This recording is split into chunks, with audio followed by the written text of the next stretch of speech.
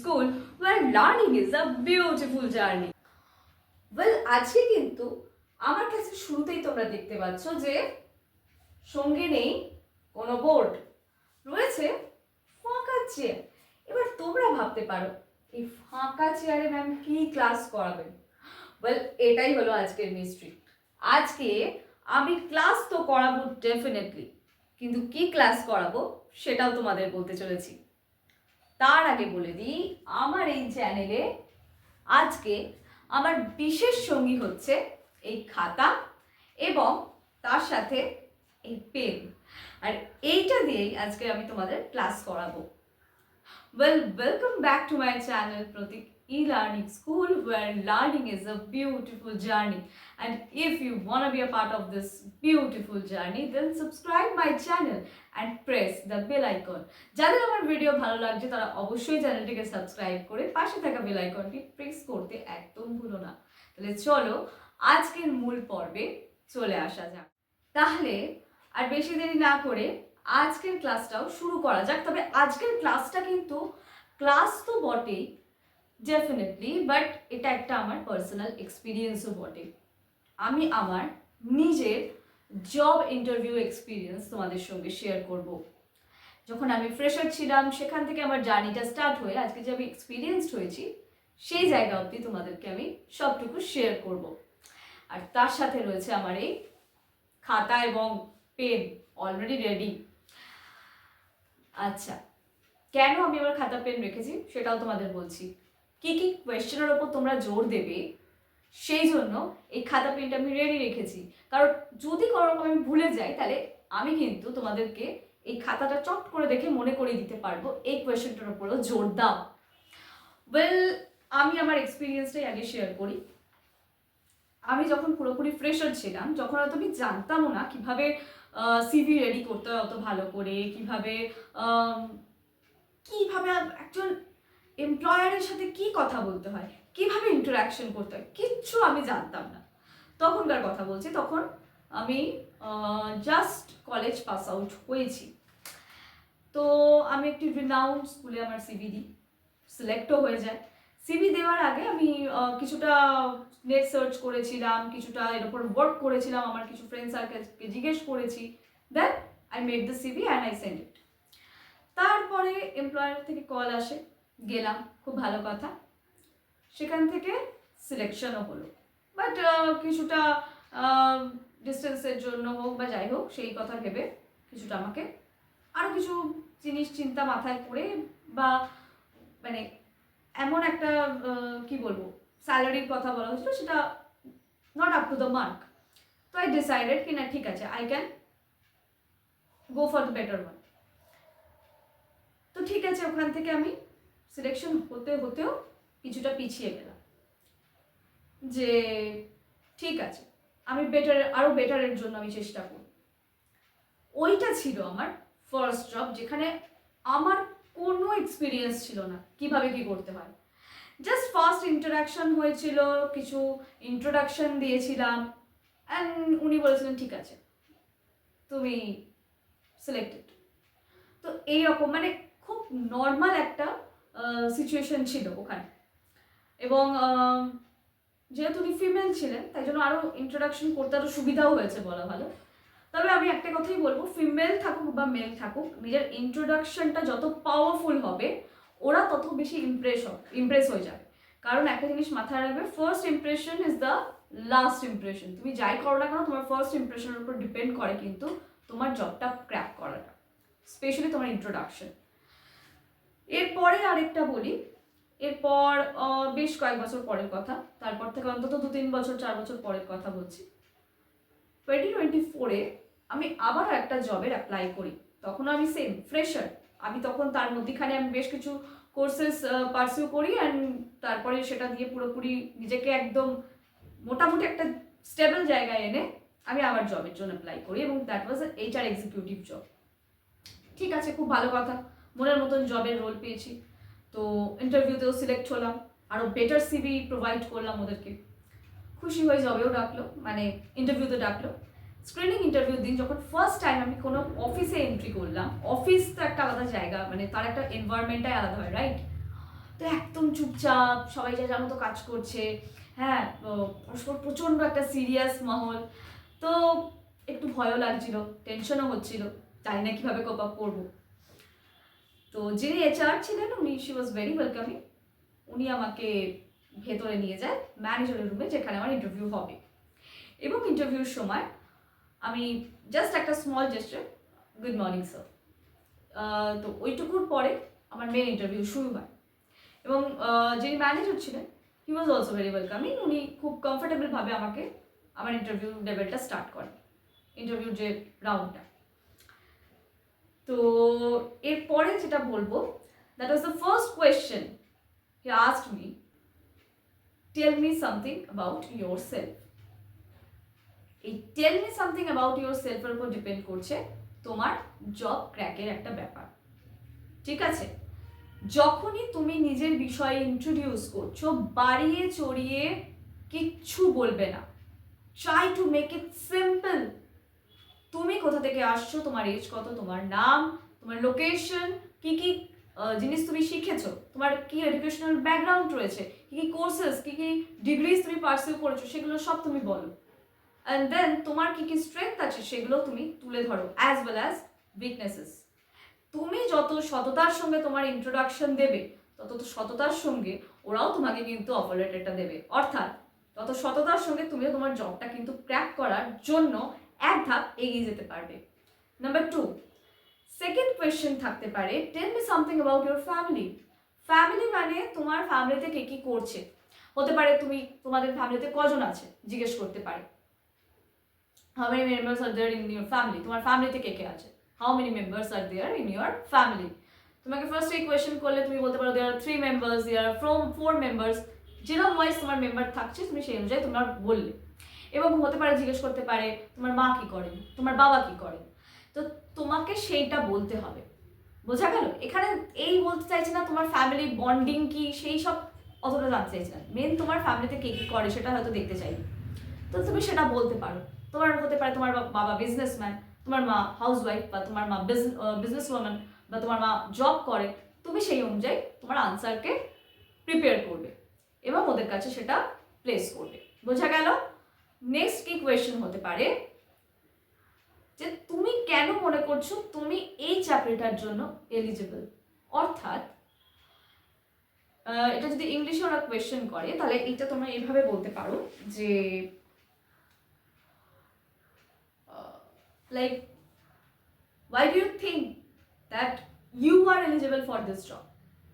ওকে, মানে হচ্ছে তুমি কেন মনে করছো যে এই চাকরিটার জন্য তুমি পারফেক্ট। যখনই এই ধরনের কোয়েশ্চেন করবে, এটার একটা জিনিস তোমরা স্ট্রিক্টটা মাথায় রাখবে সবসময়, দ্যাট ইজ এই কোয়েশ্চেনটার সিম্পল একটা কোয়েশ্চেনের একটু ঘুরিয়ে করতে পারে, why should we hire you? এইটাকে একটু ঘুরিয়ে হয়তো কোয়েশ্চেনটা করলো। এই সেম কোয়েশ্চেন আমাকে করা হয়েছিল, যার জন্য আমি কেন খাতাটা দেখলাম, এই কোয়েশ্চেনটা আমাকে করেছিল, আমি প্রপার একদম কোয়েশ্চেনটা তোমাদের কাছে তুলে ধরলাম। তো এই ধরনের কোয়েশ্চেন কিন্তু আসতে পারে, তখন তোমরা কি করবে, ঘাবড়ে তো প্রথমত যাবে না, কারণ ঘাবড়ে গেলে তোমরা কখনোই সেটার প্রপার আনসার কিন্তু করতে পারবে না, বোঝা গেল? যখনই এই ধরনের কোয়েশ্চেন আসছে, কেন তোমাকে হায়ার করব, কেন হায়ার করতে চাইছি, তখন তোমরা কি বলবে, তোমরা তোমাদের স্ট্রেংথ তুলে ধরবে ফার্স্টলি, অ্যান্ড সেকেন্ডলি তোমরা কতটা ফ্রুটফুল রেজাল্ট দিতে পারছো কোম্পানিকে সেটাও বলবে, কতটা ডেলিভার করতে পারবে সেটাও বলবে। বাড়িয়ে চড়িয়ে আবারও বলছি কিচ্ছু বলবে না কিন্তু। যারা ফ্রেশার আছো, ভাবলে বাড়িয়ে চড়িয়ে বলে দিলাম, প্রচুর স্কিল বলে দিলাম, তারপরে গিয়ে কাজের জায়গায় একদম পারবে না, সেই কাজটা করো না কিন্তু প্লিজ। যা জানো, যেটুকু জানো সেটা অবশ্যই তুলে ধরো। হতে পারে কাজের জায়গায় গিয়ে তোমাকে আরও অনেক কিছু শিখতে হতে পারে, সেই জন্য সেইভাবে কিন্তু তোমাকে ম্যানেজ করতে জানতে হবে। নেক্সট হচ্ছে এইটাও হতে পারে যে how early you can join, মানে তুমি কত তাড়াতাড়ি জয়েন করতে পারো। অর্থাৎ যখন এমপ্লয়ার একদম ইমপ্রেসড তোমার আনসারে, তখন হয়তো ডিরেক্ট তোমাকে জয়েনিংয়ের অফার দিয়ে দিল। তখন যদি তুমি বলো sir I will join from the next month, or I will join from the next অমুক ডেট, একটা কিছু বলে দিলে, এইভাবে কখনো বলবে না। এমপ্লয়ার ওইখানেই তোমাকে আবার আঘাত আনবে যে এর মধ্যে কোনো আর্জেন্সি নেই, এই যদি বলছে 1 মাস পরে জয়েন করবো, তার মানে 1 মাস ধরে কি সব ওর কাজগুলো সব আমরাই করে দেবো? না, কখনো করবে না। যখন গেছো ওই জবটাতে, এটা মাথায় নিয়ে গেছো যে হ্যাঁ জবটা আমি ক্র্যাক করলে আমি জবটা করব, তাহলে এটাও মাথায় নিয়ে যাও যে যত তাড়াতাড়ি সম্ভব I will join, as soon as possible. যদি কালকে বলে তো কালকেই আমি জয়েন করব, যদি বলে 3-4 দিনের মধ্যে জয়েন করতে তো আমি 3-4 দিনের মধ্যেই জয়েন করব। এক্স্যাক্টলি এই জায়গাটা তোমাদের কিন্তু রাখতে হবে। এই জায়গাটা রাখলে তোমরা কিন্তু ওই জবটা খুব ইজিলি ক্র্যাক করতে পারবে। এরপরে আসছে খুব খুব খুব ইম্পর্টেন্ট একটা topic, one of the crucial topic, salary discussion. Salary ডিসকাশনের ক্ষেত্রেও আমি একটু বলি, আমাকেও এরকম কোয়েশ্চেন করা হয়েছে। আমার যখন সিলেকশন হলো তারপরে আমাকে এই কোয়েশ্চেনটা করা হয়েছিল অ্যাবাউট স্যালারি এক্সপেকটেশন, কি হোয়াটস ইউর স্যালারি এক্সপেকটেশন। এবার আমি বলি, যখনই তোমরা কোনো জবে অ্যাপ্লাই করছো, তোমরা জানছো যে ওদের একটা প্রপার বাজেট থাকছে as per the designation, right? Suppose বলছে, ধরো তুমি HR পোস্টে অ্যাপ্লাই করছো, বা ধরো তুমি সেলস পোস্টে অ্যাপ্লাই করছো, বা ধরো তুমি অ্যাডমিন পোস্টে অ্যাপ্লাই করছো।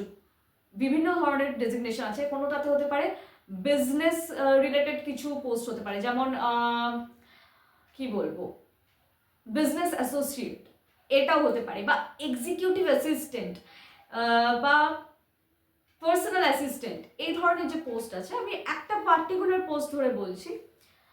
ধরো তোমার ডেজিগনেশন ওয়াইজ, আমি HR দিয়েই বলছি, তোমার ডেজিগনেশন ওয়াইজ তোমাকে বলেছে 10,000 থেকে 15,000 এর মধ্যে তোমার স্যালারি ওদের বাজেট রয়েছে, তুমি সেটা জানো।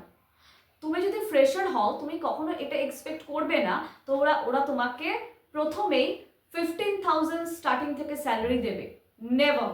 বিকজ তোমার ওই প্রপার এক্সপিরিয়েন্সটা নেই, তাই তোমাকে কখনোই ওরা দেবে না। হতে পারে 10,000-এর থেকেও তোমাকে কম হয়তো অফার করলো, হয়তো বললো 9,000, 9K। ওরা যতটা জিনিসটা কমে রাখা যায় ওরা কিন্তু চেষ্টা করবে ওদের বাজেটের মধ্যে, তাই জন্য একটু তো নেগোশিয়েট করতেই হবে। তুমি যদি ফ্রেশার হও, সাজেশন কি তুমি নেগোশিয়েট করো না, তবে যদি মনে করছো তুমি নেগোশিয়েট একেবারেই করবে, একটু সমঝে বুঝে করো। মানে একটু বুঝে সুঝেই তুমি এমপ্লয়ারের কাছে বলো যে হ্যাঁ আমি এই অ্যামাউন্টটা চার্জ করছি, বা আমি এই স্যালারিটা এক্সপেক্ট করছি। ধরো তুমি 10 to 15 বললে, আর ওরা তোমাকে বললো ওকে 10,000, তোমাকে তখন সেই মুহূর্তে যদি তুমি ফ্রেশার হও, তুমি 10,000-এই রফা করো, বা তুমি 10,000-এর মধ্যেই ওকে করো। কারণ তুমি যখন কাজ শিখবে, তোমার কাজ হবে, তোমার কাজ ওরা যখন দেখবে, সেই বুঝে কিন্তু তোমার ইনক্রিমেন্টটা হবে। পারফরমেন্সের ওপর কিন্তু ইনক্রিমেন্ট হয়, এটুকু জেনে রাখবে। তাই পারফরমেন্সটা, স্মার্ট ওয়ার্ক করো আর হার্ড ওয়ার্ক করো, ইনক্রিমেন্টটা তোমার পারফরমেন্সেই কিন্তু রিফ্লেক্ট করবে। পারফরমেন্স যত বেটার হবে তত ভালো হবে, তাই পারফরমেন্সটা ভালো রাখার চেষ্টা করবে। শুধু তাই নয়, তোমার সঙ্গে যারা আরও কালিগ থাকবে তাদের সঙ্গে কোনো একদম পাতি কথায় বলতে গেলে কোনো লবিবাজি নয়, কোনো পলিটিক্স নয়, নর্মাল সুন্দরভাবে একটা সম্পর্ক বজায় রাখবে, যাতে সবাই বলতে পারে হ্যাঁ এই মানুষটা অ্যাটলিস্ট ওইসবের মধ্যে থাকে না। সততার সঙ্গে অনেস্টির সাথে কাজটা করতে হবে, নিজের কাজটাকে বুঝতে হবে, জানতে হবে। ভুল হবে, মানুষ মাত্রই ভুল হয়, ভুল করো, ভুল থেকেই শেখো, কিন্তু অ্যাটলিস্ট কাজটা শেখো। আরেকটা জিনিস, ধরো তুমি কিছু জানো, তুমি শিখতে শিখতে তুমি বুঝতে পারছো এবং তুমি কিছু আরও এক্সট্রা জেনেছো, তাহলে সেটাও একটু অ্যাপ্লাই করার চেষ্টা করো। বোঝা গেল? And the last one is, যদি হয় কেউ এক্সপিরিয়েন্সড, মানে ধরো কেউ কারোর ফিল্ড ওয়াইজ এক্সপিরিয়েন্সড এবং সেখানে হয়তো স্যালারি চাইছে, সে হয়তো ডিমান্ড করলো 15,000-এর জায়গায়, সে যেহেতু 10 to 15,000 বাজেট রয়েছে, তুমি তখন কি করতে পারো? তুমি তো এক্সপিরিয়েন্সড, তুমি তো বেশিটা একটু চাইতেই পারো, একটু নেগোশিয়েট করতেই পারো তোমার পারফরমেন্স ওয়াইজ। তুমি তখন কি করবে? ওরা তোমাকে চেষ্টা করবে 11 to 13K, অর্থাৎ 11,000 থেকে 13,000-এর মধ্যেই তোমার স্যালারিটাকে রাখার, ব্যালেন্স করার জন্য। তুমি নেগোশিয়েট করে করে করে করে সেটা হয়তো খুব বেশি হলেও 14,000-এ গিয়ে আটকাতে পারো। আর যদি 14 তো না হয়, অ্যাটলিস্ট ট্রাই করবে ওরা যখন এতটাই বাজেটে করছে 13-এর মধ্যে সেটাকে আটকাও, যে হ্যাঁ 13 ইজ দ্য বেস্ট। তো তুমিও চেষ্টা করো তোমার এক্সপেকটেশনটা এমন রাখার যেটা বাজেটের আন্ডারেও চলে যাবে না, মানে একদম বাজেটের নিচে চলে যাচ্ছে না, আবার বাজেটের একদম ওপরেও বেরিয়ে যাচ্ছে না, যাতে তোমার স্যালারি ওয়াইজ তোমার ওই জবটা ক্র্যাক করাতে অনেক সময় প্রবলেম হয়।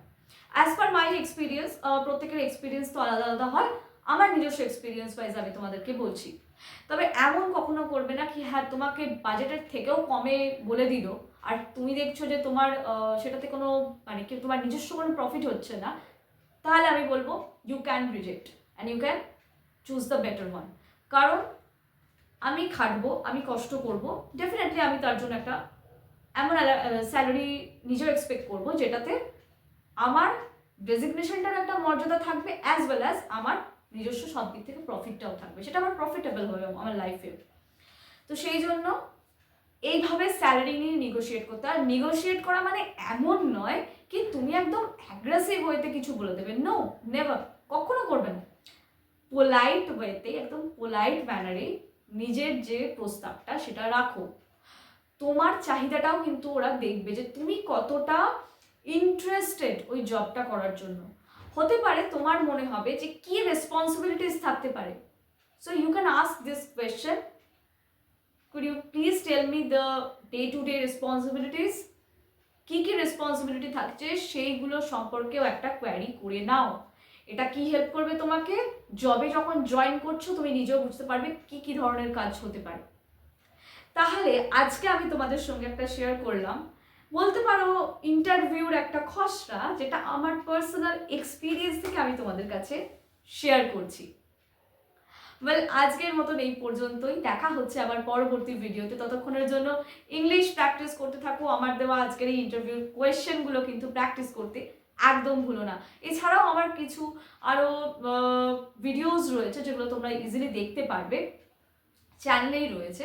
অফিস পলিটিক্স কী করে হ্যান্ডেল করতে হয়, কী করে ইন্ট্রোডাকশন দিতে হয়, এগুলো একটু প্লেলিস্টে খোঁজো, তোমরা পেয়ে যাবে। তোমরা চাইলে আলাদা করে প্লেলিস্ট বানিয়ে দিতে বলে আমি সেটাও করে দেবো। তাহলে আজকের মতন এই পর্যন্তই, দেখা হচ্ছে আবার পরবর্তী ভিডিওতে। ততক্ষণের জন্য চোখ রাখো প্রতি ই লার্নিং স্কুলে।